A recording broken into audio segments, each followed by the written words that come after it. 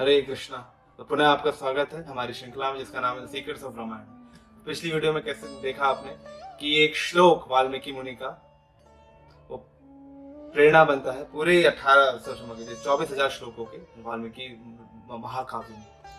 तो ये वाल्मीकि महाकाव्य रचने के बाद उन्होंने अपने एक पात्र को ढूंढते हैं किसको सिखाया जाए। तो लव कुश मिलते हैं उनको उनके आश्रम में, उन्हीं के शिष्य होते हैं। उनको पूरे वाद्य यंत्रों के साथ इस काव्य को गाना सिखाते हैं और गाते गाते गाते वो जाते हैं अयोध्या में। अयोध्या की पूरी प्रजा को सुनाते हैं और भाव विभोर हो जाती है पूरी प्रजा।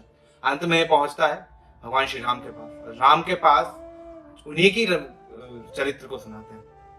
तो अयोध्या नगरी के बारे में बताते हैं कैसे अयोध्या नगरी पूरी तरह से धन धान्य से परिपूर्ण थी और उसमें अयोध्या, जैसे कि नाम इसका बताता है कि अयोध्या को कोई भी युद्ध में उसको जीत नहीं सकता था और या फिर उसने सारे युद्ध में विजयी हुआ।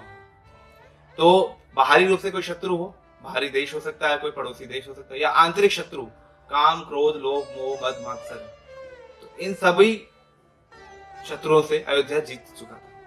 लेकिन फिर भी दशरथ के मन में एक दुख था। वो दुख क्या था? क्योंकि कोई संतान नहीं थी।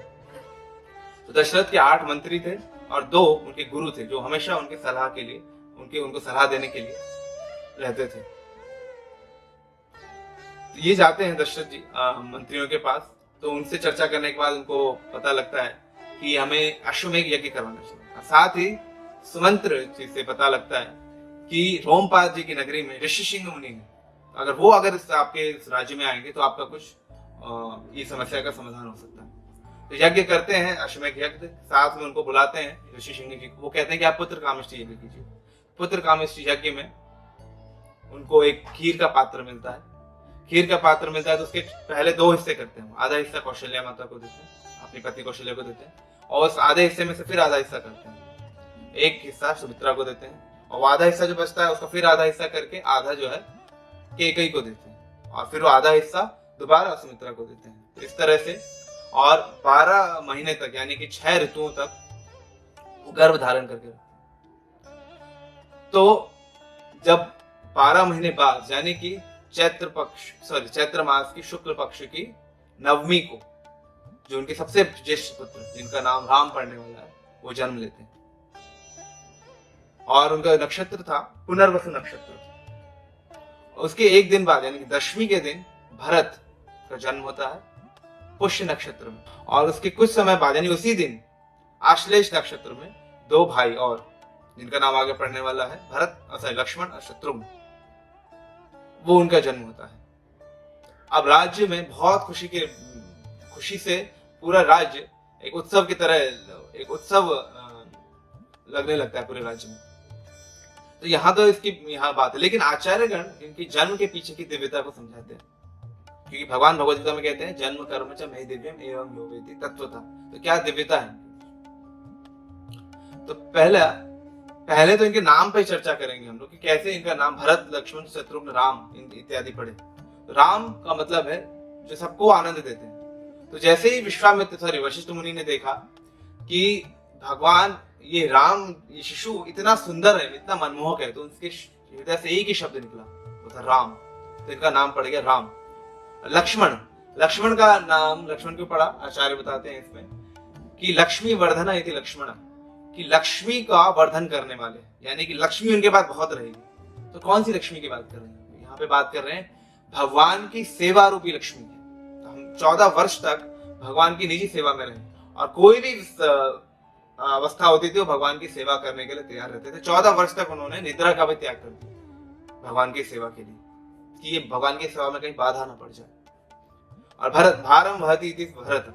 तो भरत क्या दर्शाते हैं भरत का चरित्र, कि भगवान की आज्ञा पालन करने के लिए भले ही आपको कितने भारों को सहन करना पड़ेगा, आपको सहन, लेकिन भगवान की आज्ञा शिरोधार्य होनी चाहिए। और शत्रुघ्न इति शत्रुघ्न, यानी कि शत्रुओं का हरण करने वाले।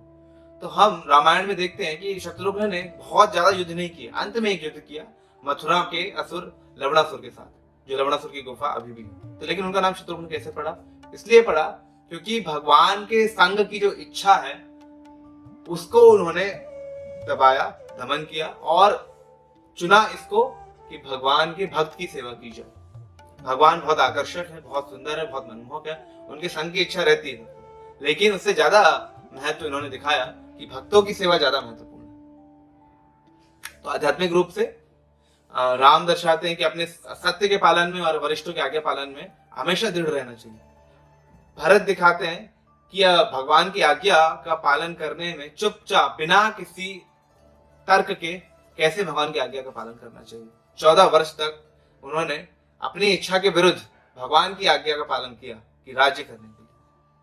और लक्ष्मण क्या दिखाते हैं कि मनसा वाचा कर्मणा, तीनों चीजों से भगवान की हृदय से, पूरे शुद्ध हृदय से सेवा करना ही जीव का एकमात्र लक्ष्य है।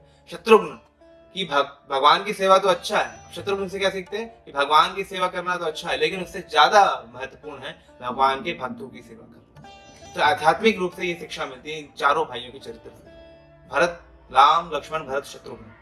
अब सामाजिक स्तर पे, धार्मिक स्तर पे भी बहुत कुछ इनके चरित्र से देखने को मिलता है। राम दर्शाते हैं धर्म को, लक्ष्मण अर्थ को, शत्रुघ्न काम को, यानी कि जो हमारी भौतिक इच्छाएं हैं उनको, और भरत मोक्ष को। तो चारों के जीवन से हम चारों के ये सीख सकते हैं। कैसे कि जब दोनों छोटे थे, बालक थे, तो चारों भाई बहुत रो रहे थे। तो वशिष्ठ मुनि चिंतित हो गए कि क्यों रो रहे हैं बालक, इससे क्या उपाय है। तो क्या करते हैं कि लक्ष्मण को राम के पास रखते हैं और शत्रुघ्न को भरत के पास रखते हैं, तो सब आपस में चुप हो जाते हैं। इसके पीछे क्या रहस्य है? इसके पीछे रहस्य ये है, राम दर्शाते हैं धर्म को और लक्ष्मण अर्थ को। और तो धर्म और अर्थ हमेशा साथ रहना चाहिए, यानी कि अर्थ आपको उपार्जित करते हैं, अर्थ आप कम यानी कि पैसा कमा रहे हैं, धन कमा रहे हैं, तो अगर वो धर्म की परिणति में नहीं है, उनकी बाउंड्रीज में नहीं है, तो हमेशा आपके दुख का कारण बनेगा। या अर्थ आप खर्च कर रहे हैं तो धर्म के गाइडेंस में ही होना चाहिए, कहीं आप अधर्म के लिए तो खर्च नहीं कर रहे अपना धन। तो ये शिक्षा मिलती है। और कामनाएं, हमारी भौतिक इच्छाएं मोक्ष के लिए ही प्रेरित होनी चाहिए। हमारी भौतिक इच्छाएं हमें इस संसार में बांधने के लिए नहीं होनी चाहिए। ये एक बहुत गहरा शिक्षा मिलती है हमको इन चारों भाइयों के जीवन से। और कहते हैं कि ये चार भाई राम, लक्ष्मण, भरत, शत्रुघ्न, राम भगवान स्वयं विष्णु थे और लक्ष्मण थे अनंत शेष, भरत इनके सुदर्शन चक्र के अवतार थे, शत्रुघ्न इनके 5 जने शंख। और यह भी कहा जाता है कि राम, लक्ष्मण, भरत, शत्रुघ्न, राम थे वासुदेव, लक्ष्मण थे संकर्षण, भरत थे प्रद्युम्न और शत्रुघ्न थे अनिरुद्ध। और इनके जन्म के पीछे 4 कारण बताए जाते हैं। पहला कारण तो यह है परित्राणाय साधुनाम, कि साधुओं का उद्धार करने के लिए। कि दंड कारण के ऋषि थे और भी कई जगह ऋषि थे, वो असुरों के प्रभाव से बहुत ज्यादा क्षत विक्षत थे, बहुत कष्ट में थे।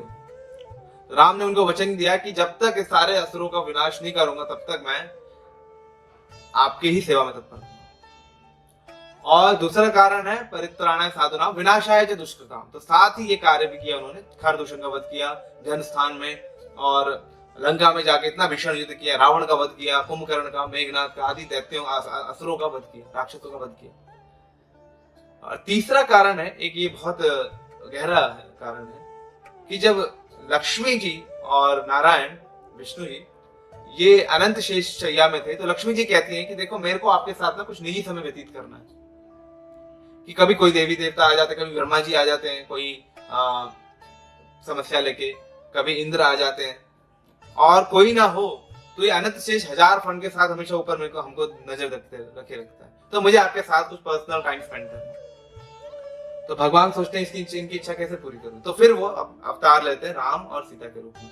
तो जब राम और सीता का विवाह होता है तो दशरथ की मात्र 3 रानियां नहीं थी, कहा जाता है शास्त्रों में वर्णन है कि उनकी 353 रानियां थी। कोई ना कोई उनको आता था उनसे मिलने के लिए, उनसे बातचीत करने के लिए, तो यहाँ पे भी उनको समय नहीं मिलता था। तो फिर राम ने एक उपाय सोचा कि अब हमको जो है वनवास लेना चाहिए। तो जंगल में जाएंगे हम लोग, पिकनिक कह सकते हैं बाहरी रूप से। वो जंगल में गए और उन्होंने 14 वर्ष तक, जिसमें 10 महीने भगवान और सीता माता रावण के कैद में रही, तो 13 वर्षों तक निजी संघ का भरपूर लाभ उठाया, पर्सनल क्वालिटी टाइम स्पेंड किया उन्होंने। तो देख सकते हैं कि रामायण, इस तरह से रामायण भगवान की पूरी एक इच्छा के ही इर्द गिर्द घूम रहा था। तो चौथा कारण इसमें आता है कि इक्ष्वाकु वंश में उत्पन्न हुए थे, आए थे भगवान श्री राम। इक्ष्वाकु वंश को धन्य किया था, सूर्यवंशी थे। तो इक्ष्वाकु वंश में एक विग्रह थे रंगनाथ जी के, बहुत सुंदर विग्रह थे। तो इक्ष्वाकु वंश के जो राजा थे, इक्ष्वाकु से लेके आगे आते आते दशरथ तक, तो दशरथ मुनि तक, दशरथ राजा तक, राजा दशरथ तक सब लोग उनकी सेवा करते थे। लेकिन कहीं ना कहीं रंगनाथ जी दशरथ की सेवा से, राजा दशरथ की सेवा से उतना संतुष्ट नहीं थे। तो कहा कि मेरे को अब स्वयं जो है आना पड़ेगा, ये दिखाने के लिए कैसे सेवा होनी चाहिए। तो ये कारण था उनका, स्वयं वो भगवान राम के रूप में आए और दिखाने के लिए कि कैसे रंगनाथ जी की अच्छे से अच्छे सेवा हो सकती है। तो भगवान स्वयं भक्त दिखाते हैं कैसे मेरी पूजा होनी चाहिए। तो ये 4 कारण बताए जाते हैं भगवान के जन्म के। तो आज की वीडियो में इतना ही। हरे कृष्ण।